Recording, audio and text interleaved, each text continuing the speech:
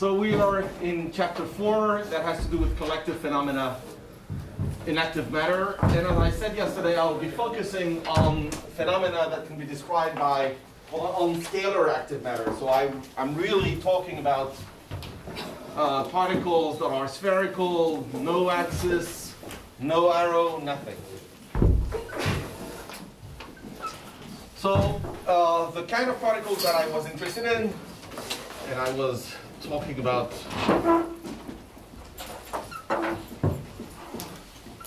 the kind of particles that I'm interested in are spherical particles that interact in a repulsive way between themselves and whose individual dynamics is overdamped dynamics.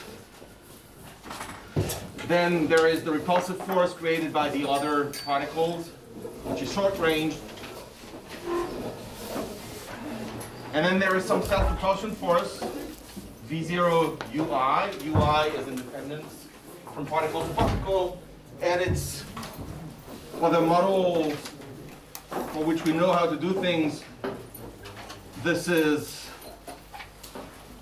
taken the UI to be an Ornstein-Uhlenbeck process.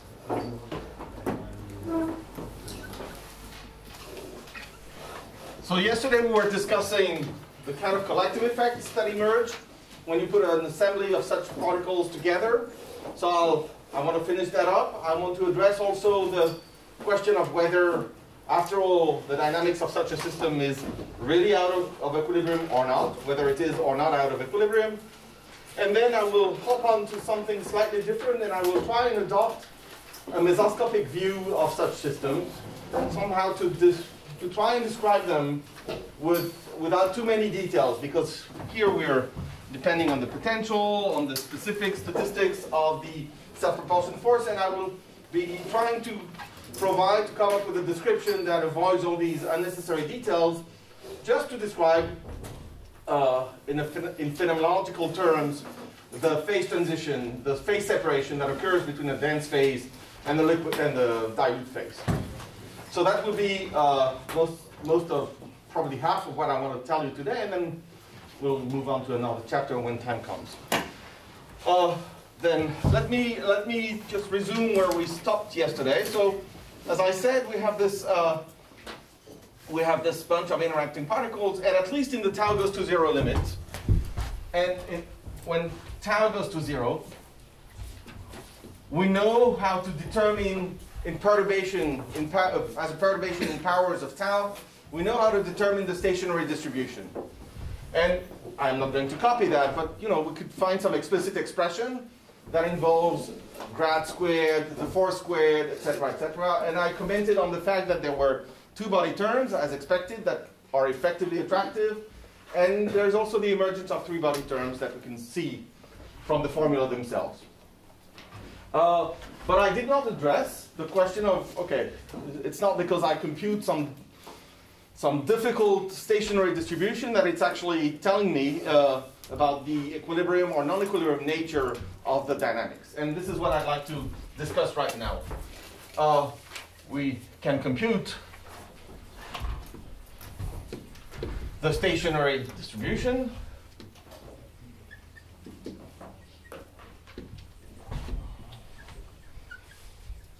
And at least projected in real space only. Let me just maybe write it so that we have it.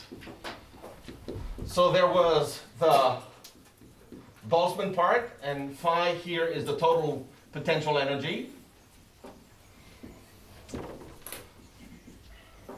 to which was corrected by some terms involving the derivatives of the potential. And to make it nicer, I put it in the exponential, but of course we know that this is only in the small tau limit, okay?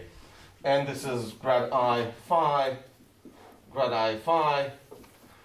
with the repetition, with a summation over repeated indices, and there is also a contribution coming from the Laplacian. Okay, so that's the distribution to order tau, and I want to ask the question, okay, when you have phase separation smells so much like what we all know, the equilibrium liquid-gas phase separation, that maybe And when you look at the simulations in which you actually see the phase separation, there is really nothing that strikes the eye, and you would believe this is equilibrium physics. So in order to find out whether this is actually equilibrium or not equilibrium, let's compute the entropy production. It's possible to determine the entropy production rate.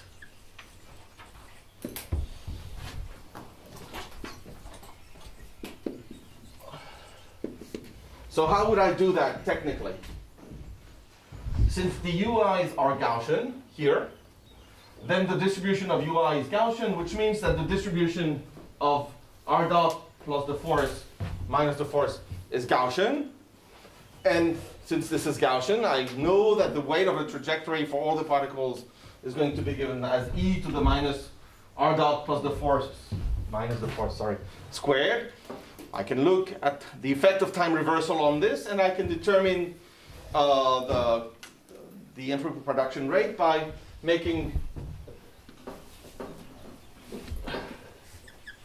as usual, by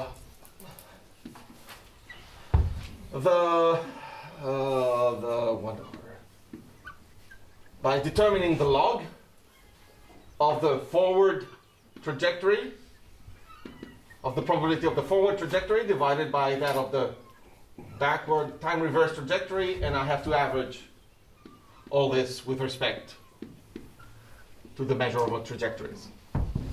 And if I do that, then I'll end up with a formula which I'm writing right now, and which looks not particularly illuminating, but I'm writing it anyhow. And I will write it, so it's square root tau divided by 2d. Then I will write it in real time, okay? So this is not the rescaled time that we have been discussing. So this is cubed. So, and this is it. So that's exact. And it doesn't look particularly nice. As you can see, the entropy production rate goes as square root tau. So, but I still need to average this in the stationary state. So that's the formal expression if I do this calculation. Comes out of a few lines, of 3 lines, maybe of manipulations. So now what I can do, since I put some effort in determining the stationary state distribution, what I can do is try and average this quantity in the stationary state and see what comes out. So if I do that, at least when tau goes to 0, what I get is rather surprising. What I get is that I have actually tau squared times the diffusion constant, and then I have some observable, which again is not particularly nice, but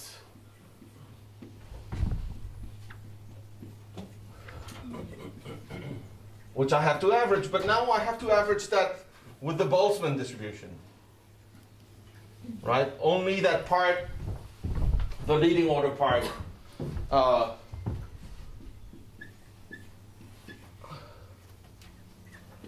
the leading order part of the stationary distribution.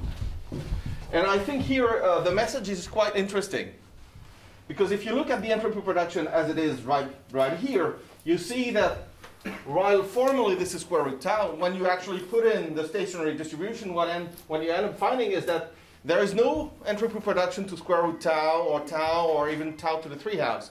The first contribution comes to order tau squared, which means that there is a whole range of tau over which at least the system is effectively in equilibrium. So that's somewhat surprising, and it sort of supports the idea that there are lots of points in common with this sort of phase separation that we described yesterday, and the equilibrium counterpart. The tau squared dependence, of course, this is as tau goes to 0, tells us that to order tau, this dynamics is equilibrium.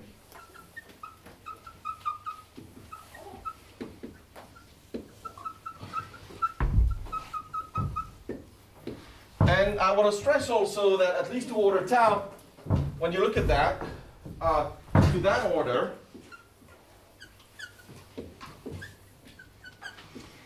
and the stationary distribution, the steady state distribution,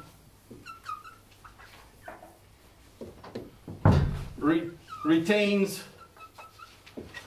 a high degree of locality. I was, one of you fellows told me yesterday that it's not really a local expression, but it's more local than if I would have integrals and things like that in there, right? Retains a high degree of locality. So I can express that as, a local function of the potential and the force. So that's surprising, and then you can start wondering what are the actual differences between these dynamics here and between this motility-induced phase separation for active particles and the ones that you have in equilibrium. But Frédéric, if you wrote the Fokker-Planck equation to all the tau, coming from the dynamics, you would immediately see that it is that of particles in an effective potential, which is that one. Yeah, no, I don't think you would, because you have to write it for R only. For R only, but then it's not easy to write the Fokker-Planck equation directly. Well, because it's non-Markovian, you have to. Yeah, you have to work. Yeah. Yes, that's right. To all the tau. Yeah, that's right. Yeah, agree. Yeah, absolutely. Right, can I ask, in the last line of the rightmost board, there's a 5K? Yes, and which is in the wrong place, because you're not the only one that went to bed late. Okay. Yes, thanks. Okay. So nevertheless, there's this formula, and then we can try and use that for maybe that formula to gain a better microscopic understanding of what's happening. So let me draw a picture of the system if you would put it on the computer and let it phase separate. Okay, so again, the transition is controlled by this ratio, which has to be large enough for phase separation to occur. So in a density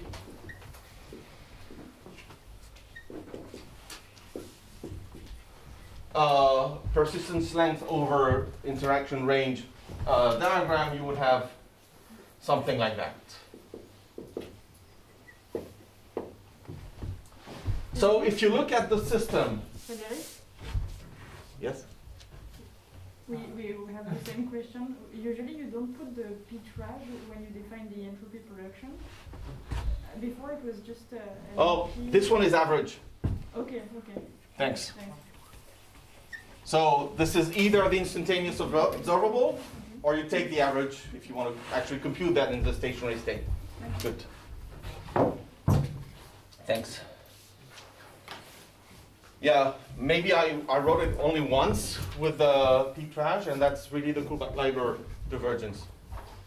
So here, your sigma, is it the average entropy production, or is it the noise? It's the average entropy production rate. Yeah? So we're summing over the trajectories as well. Yeah, yes. Which, of course, I didn't write either. Very good. Ooh. Ben voilà, c'est l'effet du vin blanc, mais delayed. Good. Okay, so let me draw a picture of what's happening. And this is very stylized. I take a bunch of these particles evolving with these individual dynamics, and then what I end up having is, the formation of a very dense phase here, which coexists with a very dilute phase. And one of the things that you can do is to say, okay, I can view this as a summation over I of some sigma I. So this is sum over I of some sigma I. I'm not claiming that sigma I has the interpretation of some individual production rate for each individual particle, but I will pretend it is, okay? So I will pretend it is. I will try and attach to each particle the sigma I, and now I will try and see where sigma I is positive, where it is negative, where it is 0, by measuring directly in the simulation what's happening. And what you find out is that, well, you know that on average sigma I has to be positive. What you're finding out is that the only location in which sigma I is positive is here, more or less, okay? So this is not exact. Now our fluctuations, this is where sigma I is positive. Which I think is something quite interesting, because this is telling us that, well, inside the dense cluster, this is equilibrium dynamics, or almost equilibrium dynamics. And you can understand why, because these are hard spheres. Once they are in a cluster, inside the cluster they can't move because of steric hindrance, but there is not enough room for the active force, the active self-propulsion to operate. In the dilute phase, since particles are independent, and this is something that I discussed, for independent particles, these are equilibrium particles, so there shouldn't be any entropy production. However, at the interface of this dense cluster, where the sticking mechanism is at its best, this is where entropy is produced. Right? So entropy production is really localized at the interface of the interface between the dense and the dilute phase. So I think already this is a nice physical picture that you can get just by this very abstract quantity here. But this quantity is not even correct at all the tau square. No, that's right. Yeah, that's right. Not even, but still, you know, gives a feeling. Sure. And as I said, it's not even correct that it's only there. Actually, if you look more carefully, also inside you would have some of it, and that's right. But even if you use that formula, which is the approximate one, for the simulation which is at finite tau, and you do the math, then this is really, there's a lot of contrast. So, Frédéric, can you send the Peclet number to infinity, and what happens to the coexistent phase? can I send the Peclet number to infinity? Yes, and what happens to the coexistent phase? If you send the Peclet number to infinity, you retain the phase transition, and you have to be a little more careful. Maybe you would have to tell me how you send it to infinity, and if I yeah, because you cannot send it to infinity without doing other things to other parameters. That's the kind of stuff that Thibault has been looking at. Because you have to rescale that. Yes, yes. And Frédéric, how much that depends on the microscopic dynamics? So here that was the WAPs, but if you use the run and tumble or the ADP? I don't know. This thing is not really old. I think it's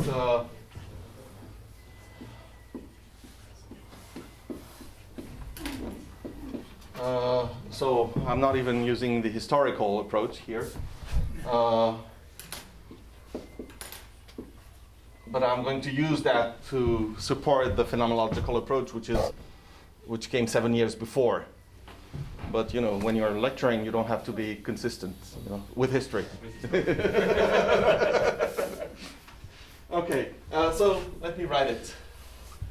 Entropy production is localized, is mostly localized, so that I'm not writing anything wrong. Mostly localized at the interface between the dense and the dilute phase.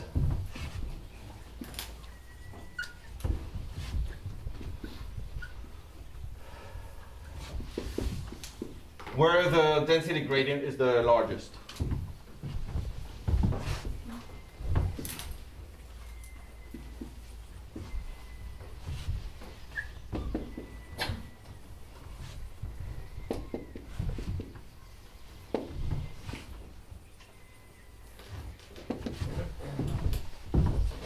I'm missing any important.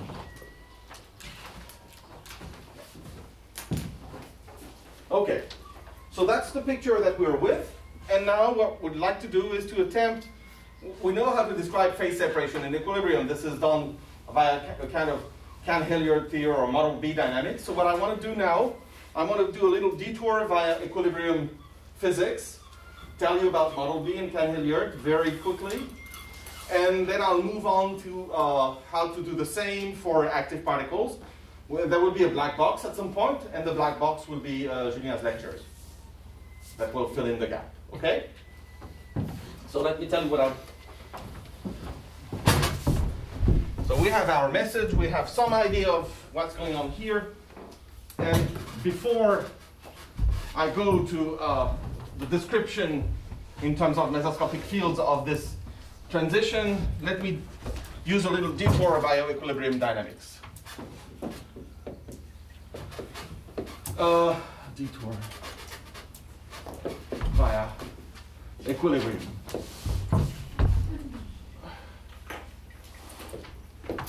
Because it's not clear that everyone here knows how things go. So how would you describe the equilibrium dynamics of a bunch of interacting particles? Well, for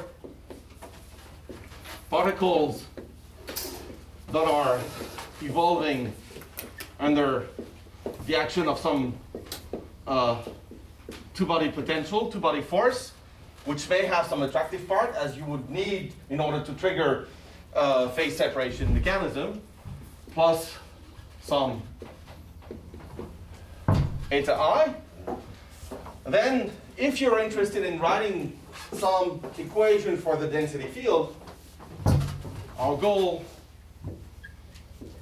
is to write some equation, some evolution equation for the density field. And what is the density field? Well, that's a sum of delta peaks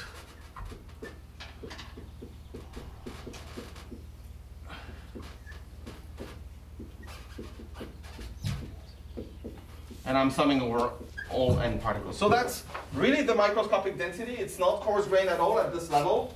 It's really the instantaneous fluctuating local density, and it's a sum of delta peaks at the location where every particle sits.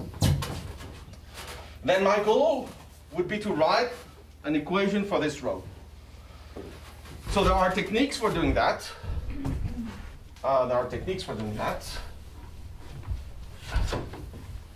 And there's a nice paper by David Dean back in 1996 that tells you how to do that for equilibrium dynamics.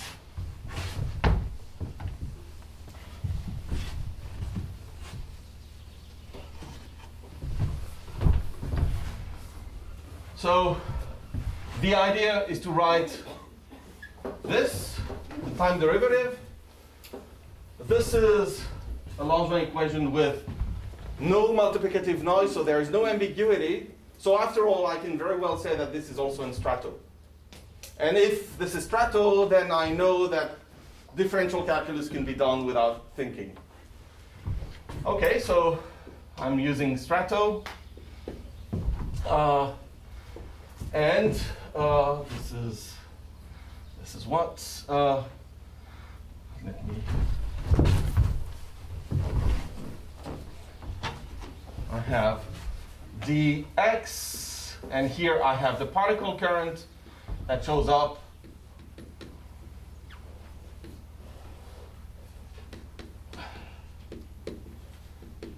That's the local particle current. Of course, it has some deterministic part, it has some noisy part, and we can try and determine both. The local particle current is then written as the sum of, first, the deterministic part that involves the force acting on the particles. That's the field part, pulling the particles. Delta. X minus Ri. And there is something that is a bit of a worry. That's the noise times this thing here.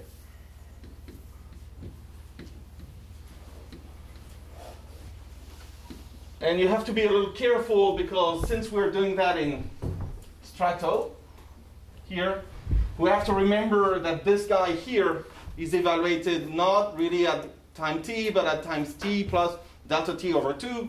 And there will be correlations between this and that. So if I'm looking at the average value of this over some small time window, there will be a contribution coming from here. So if I do the calculation and find this deterministic part, then maybe not too surprisingly, I should end up on the term that expresses the diffusion of particles, and that's fixed low. So I can rewrite that in Ito instead of strato so that I get a better feel of what's happening. That first contribution here doesn't change. However, that one does change. And I'm really using the formulas for conversion that I have mentioned before. There's the force term.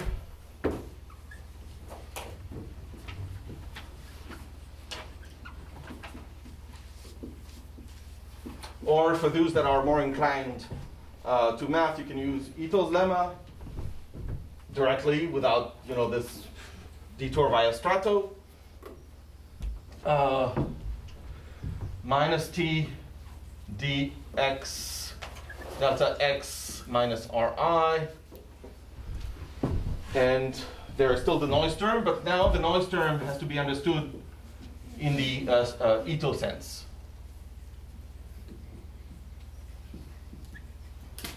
So this is where you see that it was useful maybe to go back to the basics in the early lectures and remember the basics of stochastic calculus. So altogether, and this is something you could have written almost directly, the local fluctuating particle current features a fixed low term. Then there is a field driving the particles. So that's rho times the local force density, and the local force density is given by dy minus grad y, grad x, rho of y and t. Yes. And then there will be a noise term that is of Poisson nature.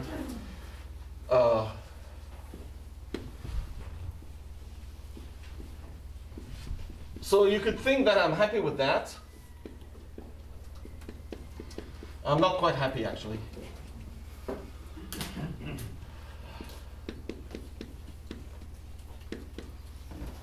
I'm happy, partly happy, because I managed to write a closed equation for the local density field.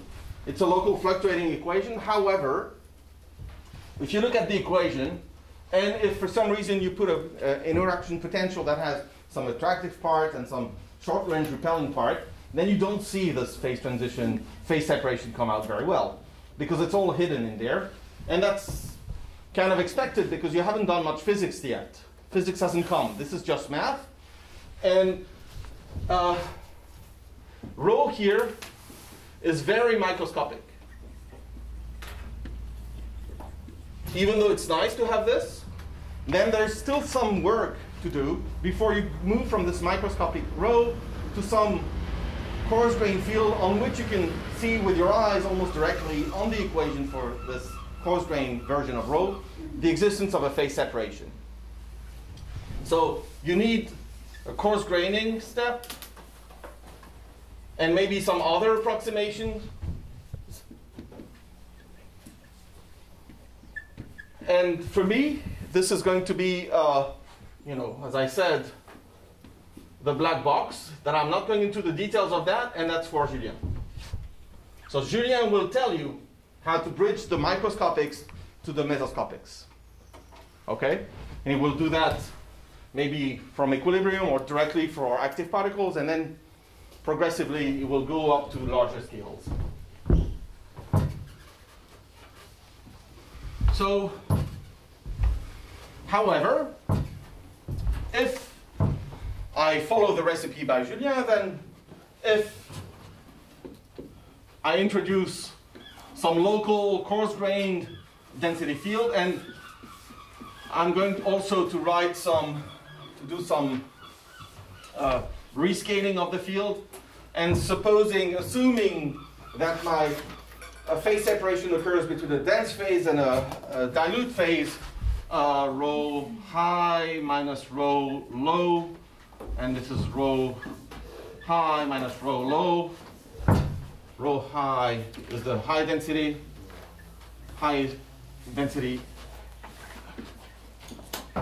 and rho L is the low density. It's the density of the low density phase.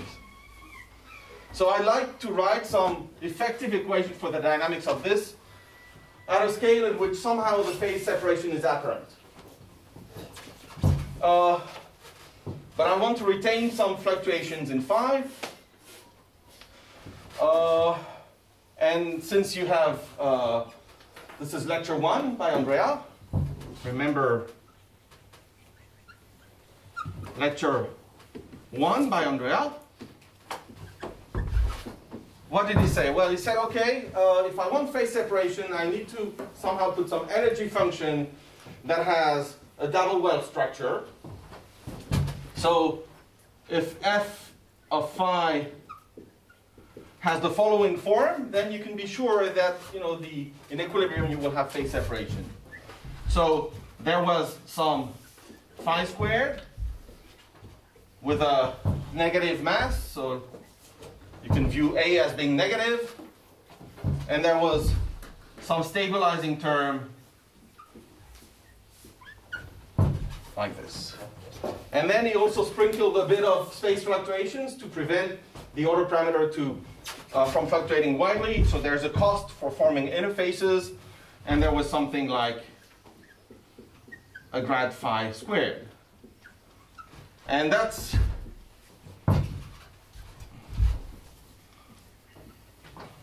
of course, if you look at at the minima of this energy landscape, then it will predict you the existence of phase separation between two phases. Two phases, because it has the double well structure.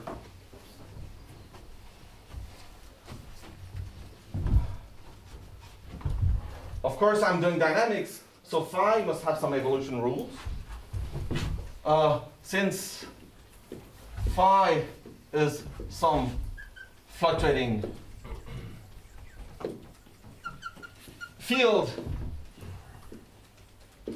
and if you assume that the variations of phi are occurring by very small steps, at least with respect to the typical value of phi, then it's reasonable to imagine that you can write some sort of a Langevin equation, a Langevin stochastic partial differential equation for the evolution of phi.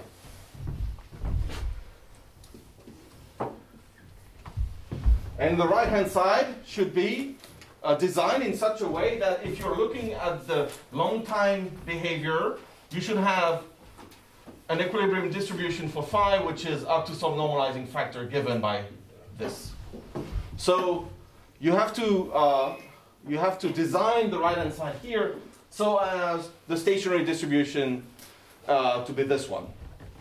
So the simplest way would be to put some gradient descent, but then that would not be respectful of one obvious symmetry of the problem, which is particle conservation.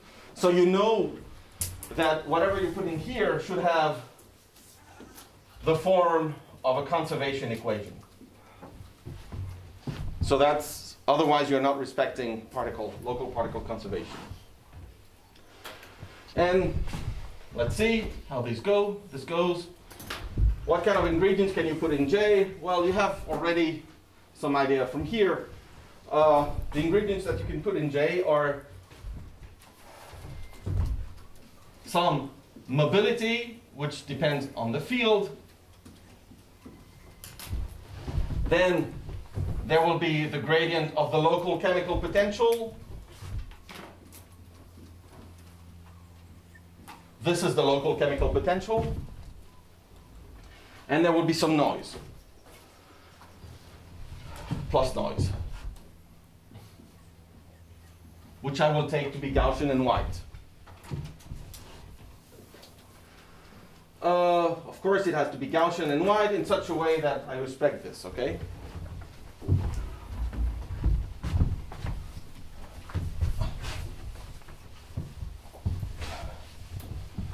And the simplest version of all that is to take m a constant. And in the simplest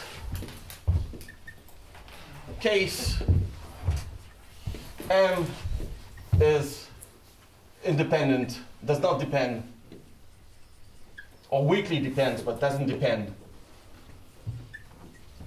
on phi, which again doesn't have to be true, but that's the simplest that I can think of. So if I'm going to write this, the dynamics, then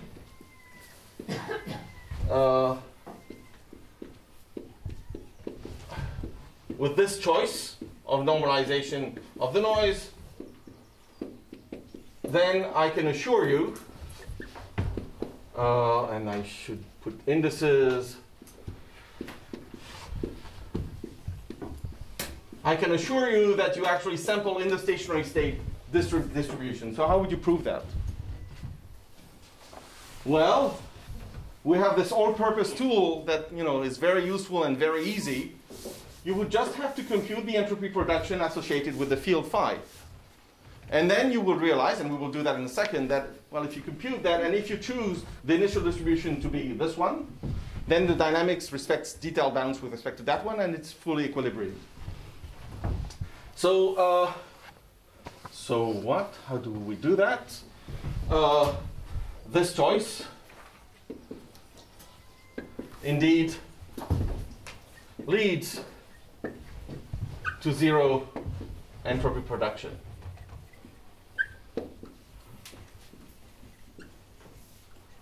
So how would I know that? Well, I'm looking at a trajectory of phi, and since the noise is Gaussian, well, there is this little complication of the noise having a divergence in front, but I will write it maybe not a very clean way, but I hope you will bear with me. This is 1/4. It's a time and space integral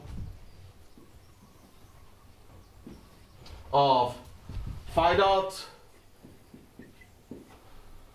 There is the deterministic part of the current,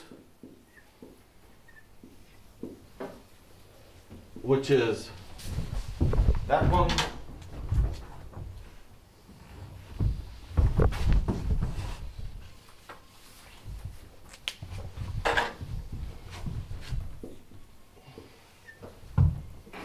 And then I have to put the noise correlator here, but the noise not of the current, the noise of the divergence of the current. So I would have something like minus Laplacian squared to the -1, and then I have the same thing here.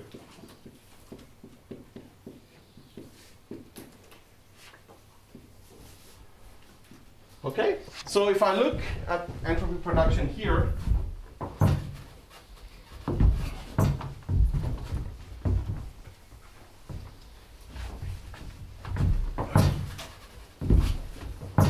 I will try not to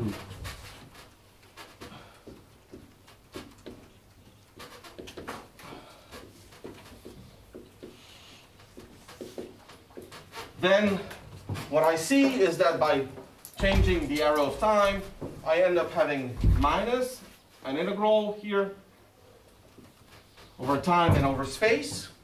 I have dt phi, and I have the force. And the force is the divergence of the deterministic part of the gradient, which is, okay, so maybe I should put the minus this. And where is the divergence of the deterministic part? Yes, times the divergence of the deterministic part, which is minus grad mu. Okay? Oh, that's nice. So this is still at the fluctuating level, phi dot times the chemical potential. And since the chemical potential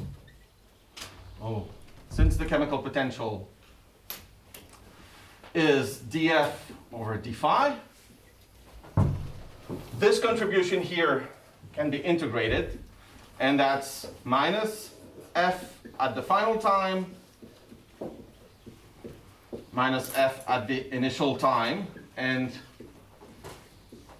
what I should have included here, which I didn't, but I should have multiplied here by the initial distribution of phi. And here I would also have had plus the log of the initial distribution of phi divided by the final distribution of phi. So this is telling you that if you pick the initial distribution as e to the minus f and the final distribution as e to the minus f, then this is indeed 0. 0 pi is e to the minus f. Pi and pf. So that's good. That's really 3 lines. I like it a lot because it's not always obvious when you see some stochastic PDE to determine whether this is describing equilibrium dynamics or not, but this is really coming really easily here. And you see that, well, I wasn't wrong. I designed the dynamics in such a way that I indeed sampled the equilibrium distribution given by the Boltzmann weight over there. So that's the equilibrium picture. And what we want to do now is to step it up a little bit and see what's happening for active particles. So, but still in phenomenological terms. So I will be briefly describing what's happening, but I think it's worth it.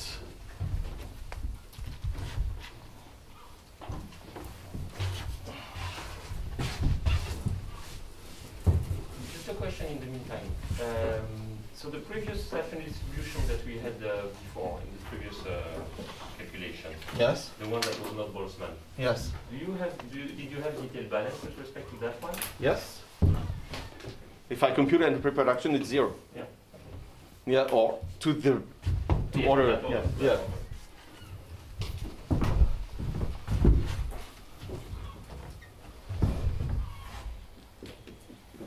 How does this extend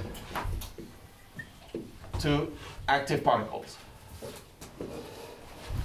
So there was a lecture by Mike Cates in Les Houches 3 years ago, 2 years ago, I don't remember, in which the whole lecture is about deriving these effective field theories for non-equilibrium for active particle systems. So here I will stick to scalar active matter, and I will try and throw in some ingredients and show you how it's easy to be fooled by our equilibrium reflexes. Okay, so we want to repeat starting at a phenomenological level, at a logical level, the procedure for phi for active particles, for the description of the dense to dilute phase separation in active particle systems for active particles. So it's easy because he's not here to defend himself. So Andrea told you, oh, it's good enough. You can use the equilibrium picture, this double web potential and all that. And indeed, it's true that if you want to describe the phase transition, then first, here you will adopt, a general form that first of all has to be respectful of particle conservation, because this has nothing to do with phenomenology. This is a built-in property of the system. But certainly, you want that your J is the gradient of mu, with mu given by this df over d phi, and then you can think that you're happy enough with f given, and I repeat it here, by the form that we had before.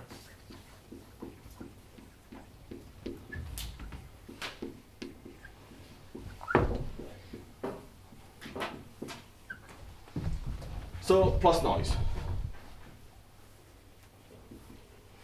So what's wrong here? Well, there is a tendency that we all have when we try and cook up some phenomenological descriptions for non-equilibrium systems, is that we tend to put in more symmetries or more properties than there actually are. So in particular, so I'm not saying that whatever I will add will be relevant, but I'm saying that there is no reason for this to be true, especially if I'm describing a bunch of particles that are obviously doing things that are, at least to some extent, due to their non-equilibrium nature.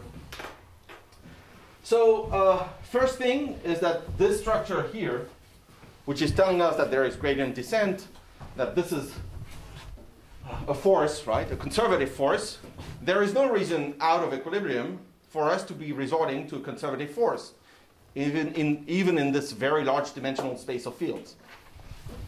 So the first assumption that is not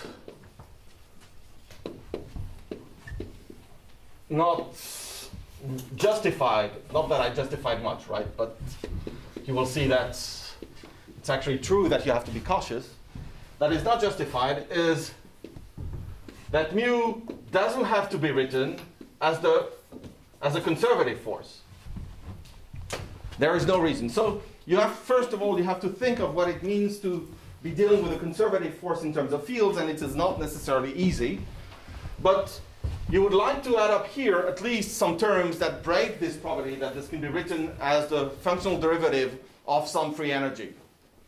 So here, can we add anything that will, destroy this property that you can write the chemical potential as the derivative of the free energy? So there has been some proposal. So mu has this part, which we know has to be there because this is really the physics of the phase separation, this nice potential energy landscape. But there has been proposals for adding an active part that is, at least at the local level, written as a grad phi squared.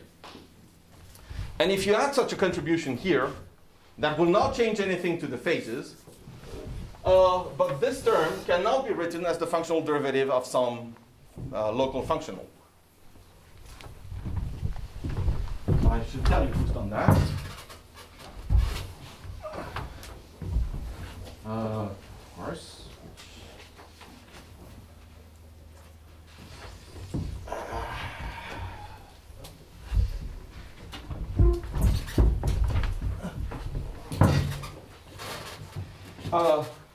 With the addition of this mu active, one turns model B, which is the purpose of my 4.3. That's the dynamics of an equilibrium field with conservation of the local conservation of particles. One turns model B into active model B. Yes. So that's not so old. All right.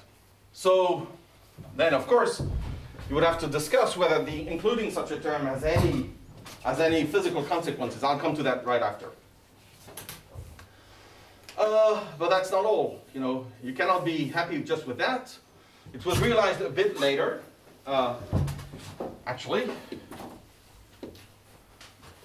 If you focus only on the chemical potential, you're already restricting yourself. Also, at the level of the deterministic part of the current, which is which is minus grad mu equilibrium plus mu act, and this is the mu equilibrium.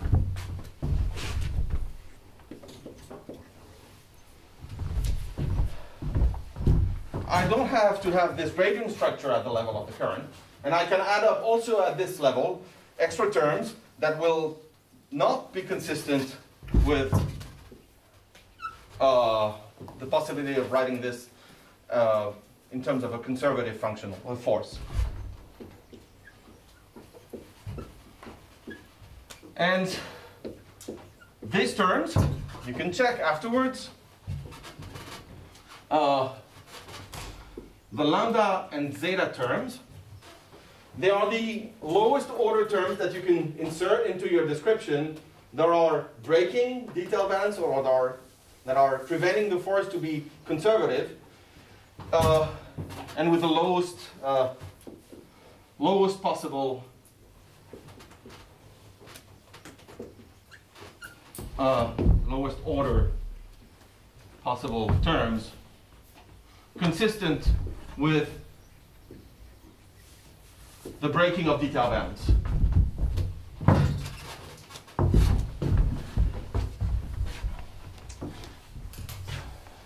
So I insist that regardless of whether these terms are important or not, they should be included, and then afterwards you should decide whether you can remove them or not remove them. But there is no a priori reason in the first place not to put them. Of course, if they have no physical consequences, then good. You can remove them, but if they have some physical consequences, then it means that you shouldn't have forgotten them. Consistent with the breaking of detail bounds.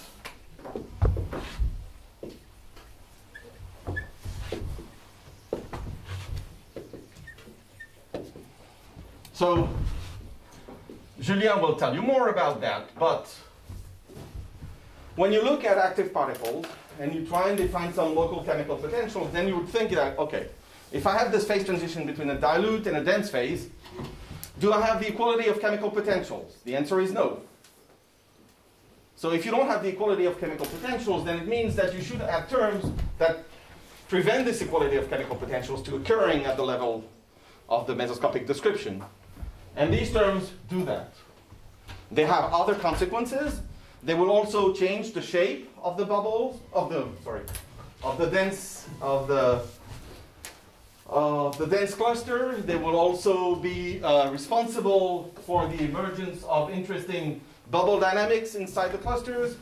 And all these things are observed in microscopic simulations, and of course they're not present in the equilibrium phase separation process. So, and I refer you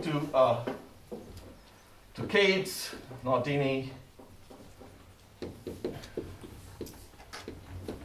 There's a very nice paper on the discussion. Well, there are several discussions already here that discuss the influence of the lambda term in physical, of this lambda term in terms of,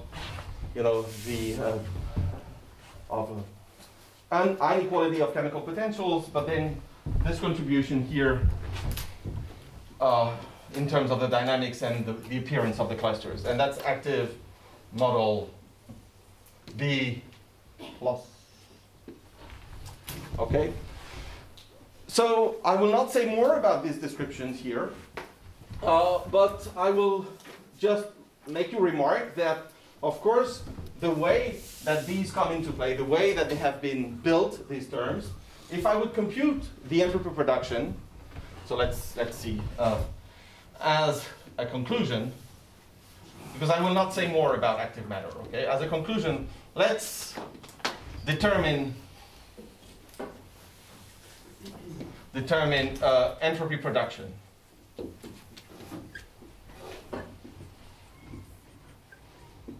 Well, entropy production, on average,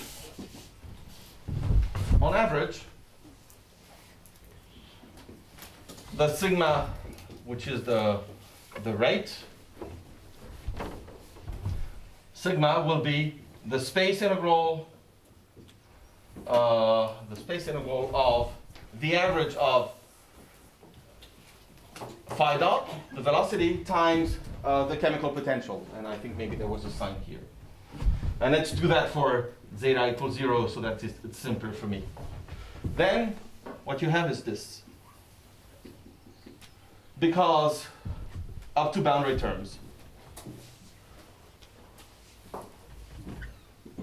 related to the initial and final distribution of the stationary state. So because this cannot be written as a functional derivative, this is going to be non-zero on average. But if you look carefully at the appearance of that term, you see that at least this is consistent with the picture that I gave you earlier for particles, which is that this is going to contribute only in the regions where phi field has a non-zero gradient. And that's actually quite nice, because this is really consistent with the microscopic picture. Of course, one could discuss a bit more the details, but this is what you expect. You expect that actually the entropy production is coming only from this region where the sticking mechanism, which is really based on the non-equilibrium nature of the individual dynamics, is playing a role, and this is reflected in this entropy production here. It's read off right here. Okay, this concludes what I wanted to tell you about scalar active matter, which is one example, one brand of non-equilibrium systems. It's, of course, a domain of its own. And again, there will be 2 lectures by Julien Tailleur, and they will be discussing, first for active matter, for scalar active matter, how to fill in this gap, which I was cautious not to touch, between the microscopics and the mesoscopics. And he will discuss also the kind of generalized thermodynamics that you can implement to find about phase equilibria in this a bit awkward situation, out of equilibrium, in non-equilibrium stationary state. And then he will move on to polar active matter, which will connect better with what André has been telling you about. Good. I have half hour. That's right. Yes, you have a question. Yes. So I have a question about the guiding principle. Maybe this is for Julien again, of what one should add, because somehow it looks like active matter is not just the most general out of equilibrium process. So, and somehow it seems that there is one thing which is a, let's say, non-equilibrium bath to apply, and then there are non-conservative forces. So I have this in mind because, for example, for glasses, if you take the, let's say, the usual glass transition in equilibrium, and then if you put if you put the bath which is out of equilibrium, this is what Kurchan and Berthier did, you find that, okay, you shift the glass transition, it's a glass transition out of equilibrium, but it remains there. You put non-conservative forces, you destroy the glass transition. So somehow, there are things, so what I mean is that you can live, let's say, in a set of non-equilibrium regime in which there are things that you shouldn't put because they're really phenomenologically different. So somehow, what's the guiding principle and what is active matter? So if I remember correctly, you're referring to the Nature paper, right? Yes. Yeah. And then there is a previous. Yeah, but it's really at the level of the microscopics that they are working. Okay. I'm not doing that here, and therefore you have completely lost track of, there is noise with memory, and I've been using noise without memory. There is conservative forces, and I end up having non-conservative forces. So it's really an interplay between the strange noise, plus the and actually I don't even have non-conservative forces. And it's really the strange noise that is building up this non-conservative effective, this effective non-conservative force. So it's not easy at the mesoscopic level to disentangle these two effects. I cannot do that, and I don't think that Julien will be able to do that. They are the byproduct of integrating out degrees of freedom that are mostly contained in the noise term. I'm not here at the microscopic level, I only have conservative forces. So, but if you would start putting non-conservative forces at the microscopic level, then you would have steady currents and things like that, probably. Maybe not. But. And this is a case that I have carefully avoided from lecture 1. I will not focus on these systems in which there is some sort of steady current or anything. I want, at least at first sight, I want nothing to be flowing. But then at the macroscopic level, it means that there are some things that you don't want, which is... Yes, that's right. And you have to understand what this is exactly. But I would say that I would say the kind of active matter that I have been discussing is the most naive and the simplest generalization, the simplest step from equilibrium physics. You just, break Kubo's FDT and, between energy injection and dissipation and see what comes out. The rest you don't touch. And, which they did also, actually, but they added non-conservative forces, which I'm not doing. However, I don't think this, now this comes back to my mind, you can rephrase actually this imbalance between injection and dissipation in terms of effective dynamics with a non-conservative force, I think, with memory. Maybe we can discuss that, but there is a way of playing with things so that it appears that equilibrium dynamics plus a non-conservative force, which is time-dependent. So, I'm not sure that it's easy to make this separation between both ingredients. I think there are just... Yeah. I mean, I have the impression that when you have the bath, which is non-thermal, for example, if you go to large scale, long time, it's much more similar to equilibrium than non-conservative, microscopic non-conservative forces, which remain strongly at equilibrium even at large scale. So somehow there is... Yeah, I agree. Yeah.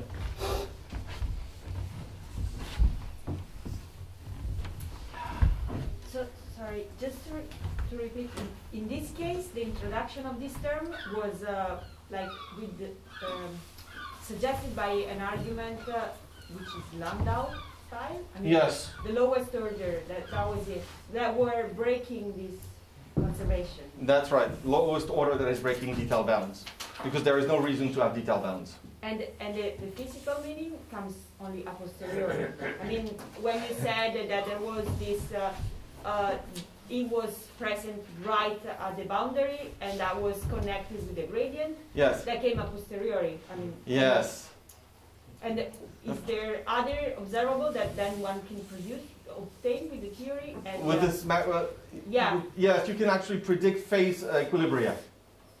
So, as you do in thermodynamics, when you have your energy landscape, you do this double tangent construction, and you can find the densities in both phases. These are things you can do, albeit you have to work a little bit more from there. You can do even in the presence of these strange terms, or there are formulations in which everything happens as if it were equilibrium, but you have to work from there. And then the last thing, the entropy production was depending on the derivative with respect to time of the field, which means that it assumes that these droplets are moving around. I mean, no, but I think when you have some dissipative force, this is the work of the dissipative of a force, the power injected by the force. So in some sense, if you have this, then that's the position, and that's the force. That's the same. Okay. Okay. Yes. So you have to have that. Yes. A drift of the. Yes. Yes. That's this lambda term. Yes. Great. Okay. Okay. Great. Okay. This is a turning point in the stories that I will be telling you, because so far we've been dealing with particles with continuous degrees of freedom, and doing statistical mechanics with that, using Langevin equations or Langevin equations for fields. And what I want to do now is take some sort of an opposite stance, and I want to work on discrete degrees of freedom, and I will think of population dynamics, and I want to describe an assembly of particles that are of individual particles. And there will be several lectures on that, I think the remaining lectures. And I want to tell you about the specific methods that are useful to study these population dynamics problems. I will use the language of chemistry to begin with, but this is really not limited to chemistry. You can think of preys and predators, you can think of chemistry, you can think of many things actually. So I will be trying to describe methods that apply to systems whose dynamics is out of equilibrium, that can be strongly irreversible actually, but with discrete degrees of freedom. So local particle numbers, for instance, there are 0s or 1, or 0, 1, 2, 3, 4, 5, something like that. Of course, we have described some of the tools, so I will try to see if some of those tools can still survive and can be used to describe particle dynamics. Then, once I have set up the toolbox, I will tell you about epidemic models. And that's really just specific model of population dynamics in which you have the possibility of one species winning over another one and threshold effects. And if I have time, I will tell you more about what's happening away from extinction and the possibility of strange patterns in populations, and that will lead us, if sometimes remains, into the beauties of nonlinear dynamics. Okay, so there will be several steps here. First, I will take a very simple example, and I will play with it, I will chew on it for some time, and I will try and see you the limitations of that example. That's what we're going to do first. And again, that's going to be about mean field and the importance of fluctuations.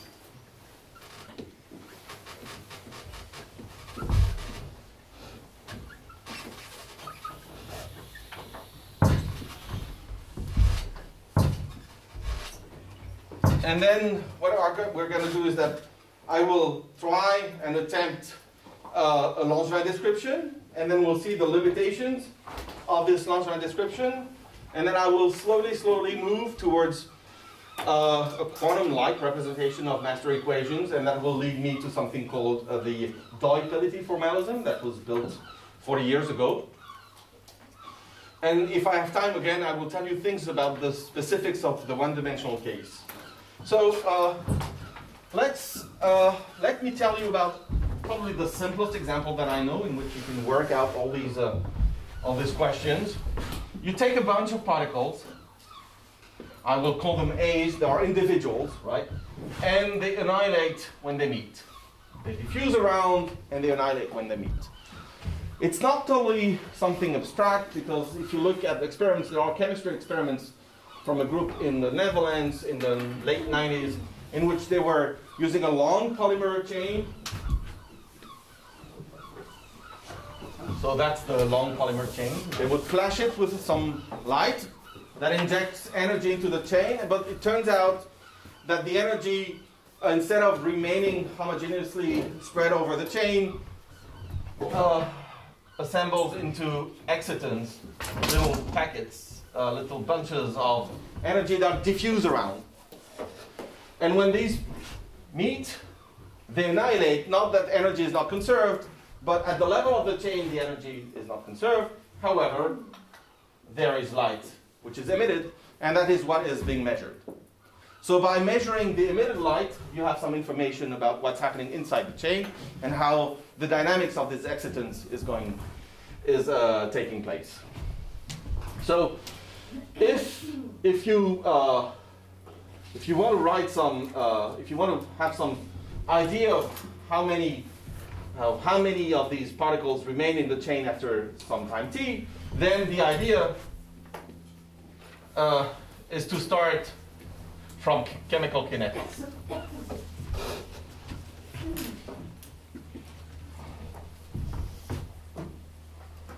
And if you did some chemistry, you know that there's this little magnet that stirs everything, so it's very nice, homogeneous. But this is, so if I denote by rho the density of A particles inside my chain, then whenever there is a pair of particles, this density decreases, and not surprisingly, you find that the density after some time t is the initial density that you would have when you flashed initially the chain, and this is typically going as 1 over t, which is not consistent with the result of the experiment. If you look really, it's actually quite nice. This is log t, log of the intensity, but let's say rho, and the slope here is minus 0.49. So this is minus 1/2. So there has to be something wrong with this, because this is not what is observed in the experiments. And of course you know what's wrong in here. You have assumed that the dynamics is well mixed, well stirred, and this is not what's happening. And you can view this in terms of something that I already mentioned, I think yesterday. We understand. With a simple random walk picture,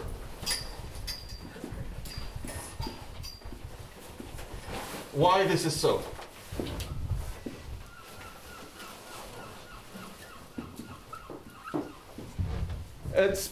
If you're a random walker, then at least in low dimensions, you tend to visit the same place again and again. And I think and I don't know if anyone has done the exercise, but that's for use today. If you think of a Brownian motion with some thickness, it's called a Wiener sausage. Wiener, the guy from probability, okay, not. Then the volume swept by the Brownian motion after some time t, which is basically the number of distinct sites visited by a random walk after time t, after t steps, then this volume grows as square root t in dimension 1, t over log t in dimension 2, and linearly with t in dimension greater than 2. Which tells you that if you're interested in the density of particles in your chain after some time, the particles that have been surviving are the ones that have been not meeting other fellows, and they have visited a typical volume, which is v of t. So if you view your system in terms of these independent particles, each of them living in its own volume v of t, then you expect the density to behave as 1 over v of t. And all of a sudden, this matches the experiment. And that tells you, this tells us that fluctuations are important.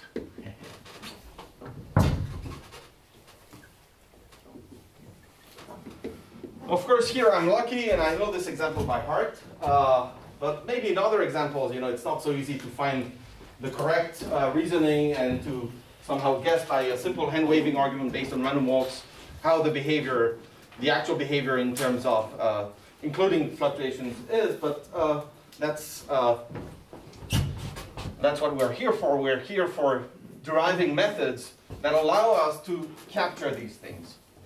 So what I'd like to do now is the following. Okay, I want to incorporate fluctuations in my description. So I'm going to do that. So how much time do I have? 10 minutes. That's good. That's perfect. So let me attempt a Langevin representation of this dynamics. After all, in the same vein of what I just did with the active particle system. So I will promote, just as the end of the previous chapter, I will promote my field rho to a local fluctuating field. Here we promote rho of t to rho of x and t, which is a fluctuating field.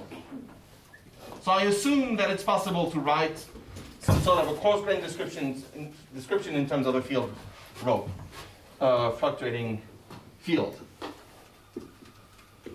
And what I will do is that I will say, okay, I know that I'm not going to base anything on a free energy, but I can still write a stochastic PDE for rho based on reasonable assumptions. Let's build a phenomenological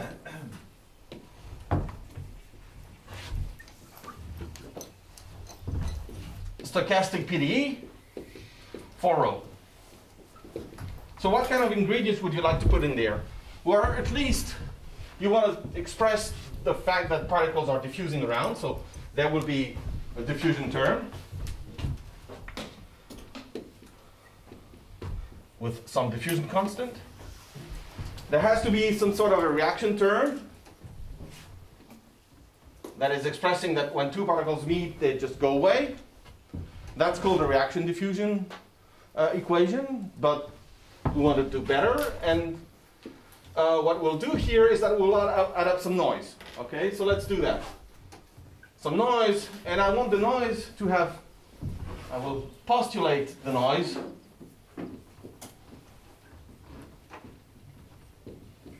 to have delta correlations in space, delta correlations in time, and I want more. I want the noise to vanish when the density vanishes. Actually, when there are it's not really the density that has to vanish. It's the density of pairs, because the reaction stops whenever the density of pairs is 0. So I would put something like rho squared here. And if I were cautious, I would have to tell you what kind of discretization, and let's say this is Ito. So that this is, on average, 0. Yes? So, this noise is thermal? I have to think of it as No, you have to think of it. Okay, it's a reaction noise. Okay? It's coming from the fact that you have particles that are discrete entities and they react with some probability, with some rate. So a pair of particles between t and t plus dt, if they are at the same location, will react with probability k dt. Yeah, but so the d in front of diffusion? Oh, I should also put some diffusion noise. Okay. Yes, I should. I am not doing that.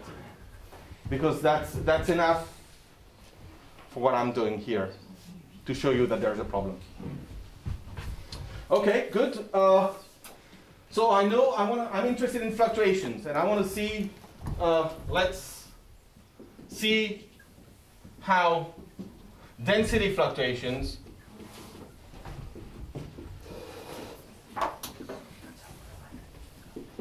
phi, which is going to be rho minus this mean field solution that I derived, how density fluctuations behave. Well, if you have the evolution equation for rho, then you have the evolution equation for phi, and I will do that at the linear level. Okay? So at the linear level, the equation for phi is almost the same as the one for rho. There will be a term coming from the rho squared that you have to linearize. So that's rho mean field squared plus 2 rho mean field phi plus phi squared, and I will forget about that.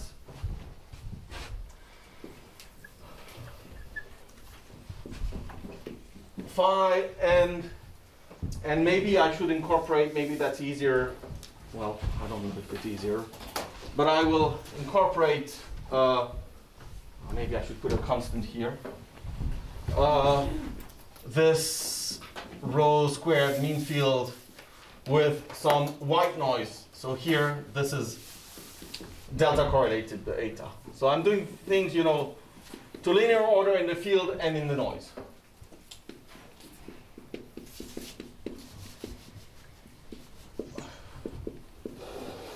And once I have a linear equation, I'm happy because I can look at correlations between two values of phi at two locations.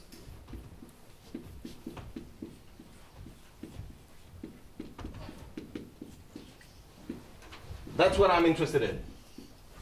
Well, because I have a linear equation in terms of eta, I just have to integrate that and express phi in terms of eta, put that back in there, and estimate what I have. So maybe it's easier in Fourier space. Not that this really changes the physics, but that removes at least this Laplacian. You've got dt plus dq squared plus 2k rho mean field phi, and there is this convolution here, rho mean field eta and eta. That's eta q. So I can integrate that, and to leading order for t large, okay, this is going to be given by 2 over t for all practical purposes. So I integrate, I take the inverse of this thing, apply it on eta, and put it back in there. So let me do that, and let me conclude for today.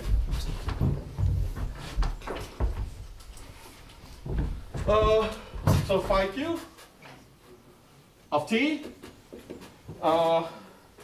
is dt prime, so I don't know if this is, so it should look something like that. Square root c, there is maybe k, maybe there's a t prime, and there's eta q of t prime. And then when I put that into this equation over there, or maybe at the level of the Fourier modes,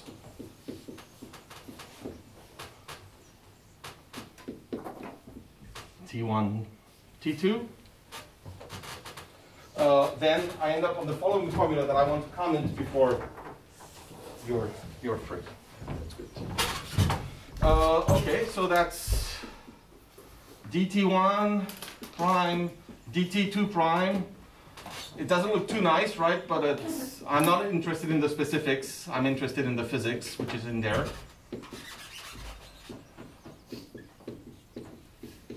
And there will be lots of factors.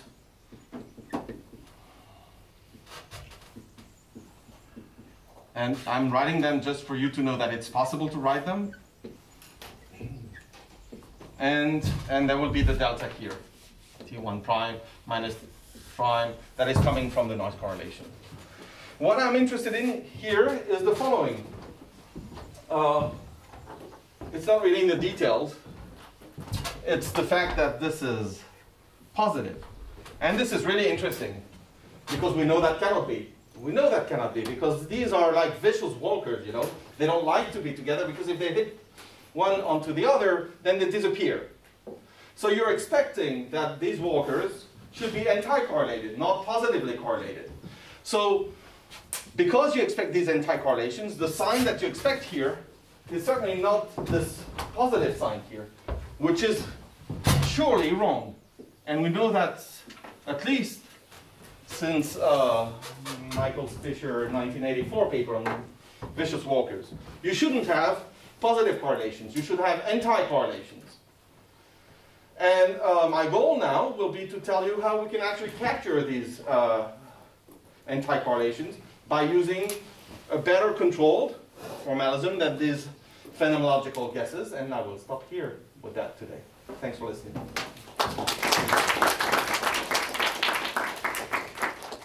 Questions?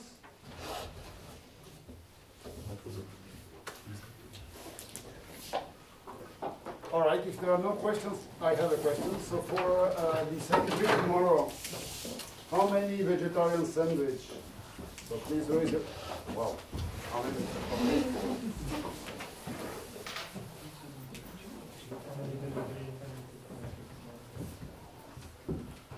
Okay, let me recount. Raise your hand. Hi.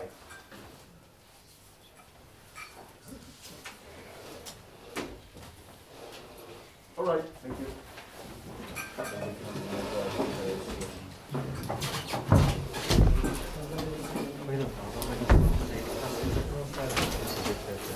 So if your posters are still attached, please detach them, because they are the ones.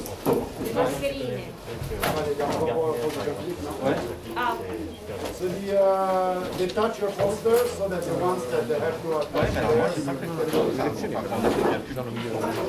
Moi, ça s'est fait dans plusieurs mécanismes, juste avant de chercher des